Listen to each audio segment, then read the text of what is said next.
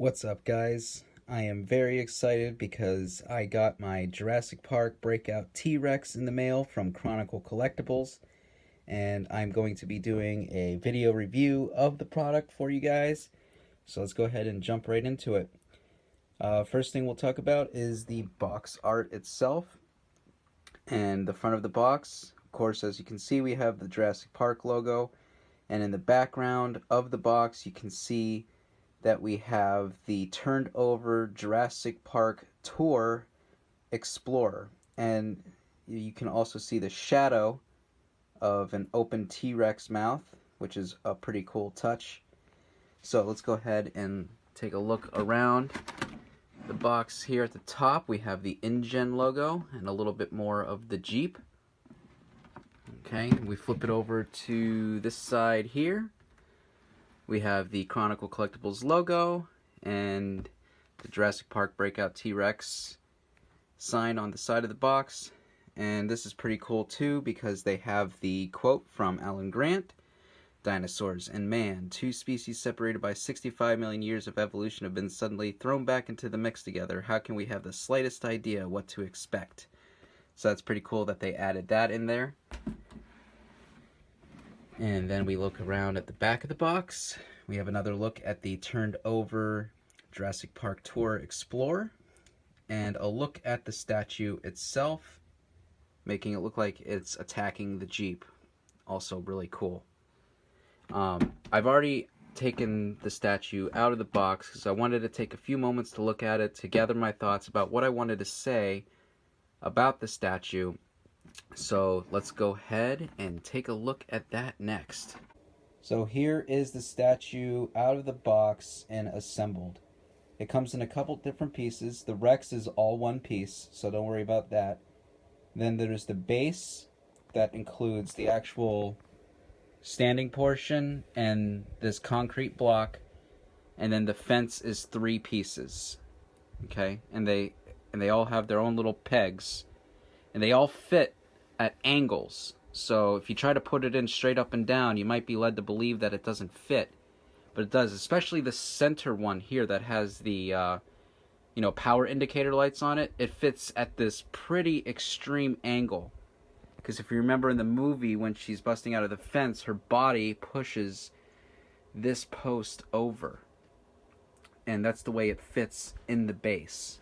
So if I were to come around here and show you that, that's where it fits. Okay, it fits in at that particular angle. And then over here on the right is another piece that also connects right down in there. So the 3 pieces, to recap, this one here that sits on this side has shorter wires. Okay, so if you look at it from this way, this has shorter wires. The post on the right has the longer wires, and this post in the middle doesn't have any wires. Well, that's not entirely true. It does have this guide wire that feeds down into the back of the concrete block there. It looks like a little screw. I haven't clipped off the ends of that piece yet. I have to do that yet, but I was too excited to get it put together, and I neglected to do that. You just take a pair of scissors and you cut that. It's just like a little piece of string. But getting right into the paint job, which has been something that's been kind of talked about online over the past couple weeks, some concern about the quality of the paint job, and I gotta tell you, I am 100% pleased with how it looks. I don't really have any sort of problems with it. It's pretty much exactly as I was hoping it would be. It matches the prototype pretty darn closely, so if you ordered it and you're waiting on receiving it and you're one of those people that are concerned about that, I would go ahead and put that worry to rest, because especially in person, it looks fantastic. And let's talk about some of the more individual portions of it. One of the things that pops out to me immediately is how good the membrane is that connects the upper and lower jaw. It definitely has a nice sheen to it, like it looks like it's wet, like you would expect the inside of its mouth to look like. Same with the tongue, for that matter. Everything looks, you know, really, really well sculpted and painted in there. And the teeth sit in there all individually. You know, so if I get up and they're nice and close, and that gives you another good chance to look at the paint job too. You know, the eye has a nice specular highlight on it too, and you can start to see little variations of detail in that eye, which are very cool. I'm not sure how well this shows up on camera. Oh, you can see it a bit, but they even sculpted the inside of the mouth to have all the nice, like, details of ridges and, like, the gnarliness of the inside of its mouth. Very nicely done. Very nicely done, Chronicle Collectibles. I absolutely love it.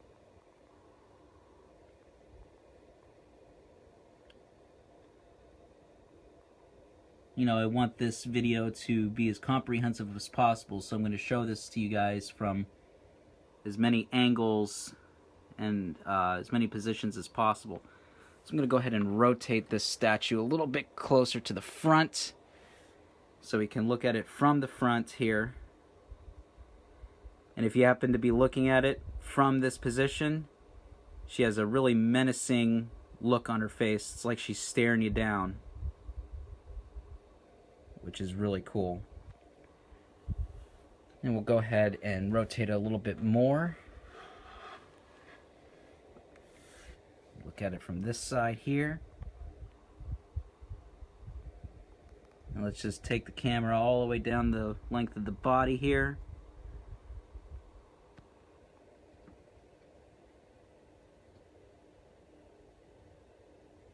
Man, this looks super good. Definitely worth the wait. You know, I pre-ordered this thing the day it was put up for pre-order on Chronicle's website back in June of 2016, I believe that was. And I did the 10-month payment plan. So if the price of this statue is a bit expensive, which it is, I did a 10-month payment plan to be able to afford this, because there was no way I could pass this up.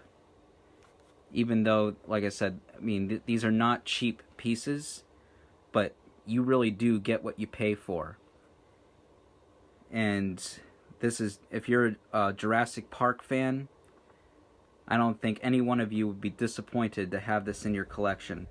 Another thing I like about the base, I didn't mention this yet, but if I can show this at the angle that where you can kind of get the idea of it, you can see that it's in the shape of Isla Nublar, which is a nice touch, which is the island, of course, that the film takes place on.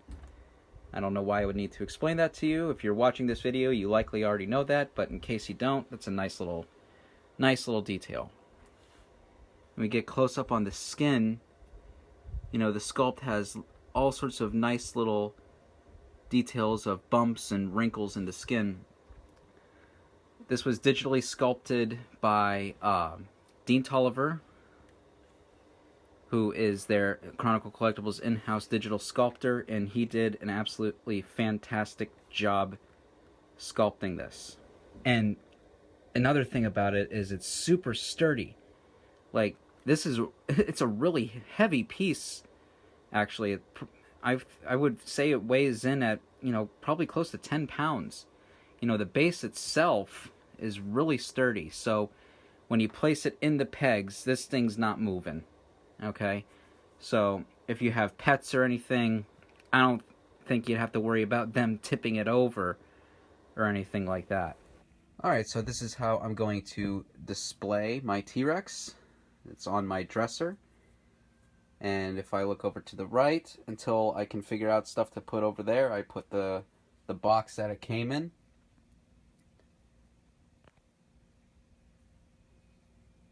And right above it, I have the Loot Crate electric fence sign for Jurassic World. I thought that would be cool to add it right next to the Breakout Rex. Since it's coming out of an electric fence, I figured that would be a cool touch. And I'm not sure yet, but I might make a little touch of my own on the fence itself, where I might, you know, print out a little 10,000 volt sign and maybe hang it off of one of the wires to add just a bit of my own little touch of creativity to it. Nothing too crazy in that regard. But I'm also thinking I might eventually, at some point, get some like greenery, some like fake plants or something to put behind the fence, because when the T-Rex breaks out, you know, behind the fence is jungle and everything like that. So I figured that would be a cool touch to add eventually. But until such a time, this is the way I'm going to display it.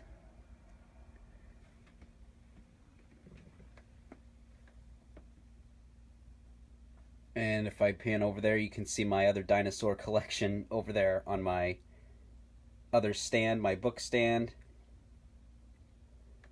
You can see the Sideshow Rex back there, the Rebor T-Rex. There's a statue from Carnegie Museum. I got the Papo T-Rexes over there too. But this over here is dedicated to Jurassic Park stuff. And this is by no means all of the stuff that I have, but these are my favorite things to display at the current moment, so I put it all right there. There you can see my T-Rex and Indominus little minifigures. Well, not minifigures, but they're smaller size. They came with the Jurassic World Blu-ray. Got the Jurassic Park Jeep and the Jurassic World Mercedes and one of the Lego sets for Jurassic World. So yeah, pretty pumped to have that in this Chronicle Collectibles Breakout T-Rex added to the collection. It is definitely the primary piece of the collection. So make sure you follow Chronicle Collectibles on their Facebook page if you haven't already, because they do live chats every week. Pretty much every week, I should say. They do miss a few weeks here and there, but that's where they talk about all their upcoming products, and you can see firsthand the passion that they have for their products. You know, it definitely takes a while for these things to come out, but that's because they go through layers of iterations and everything like that before they finally reach the retail version that they are confident that their consumers will be happy with. And speaking personally, all that work, all that effort definitely paid off, because I am extremely satisfied with this piece. So I just want to say thank you for watching this video if you stuck with me to the end. And I'm going to go ahead and say goodbye for now, and I will see you in future videos. Thanks, guys.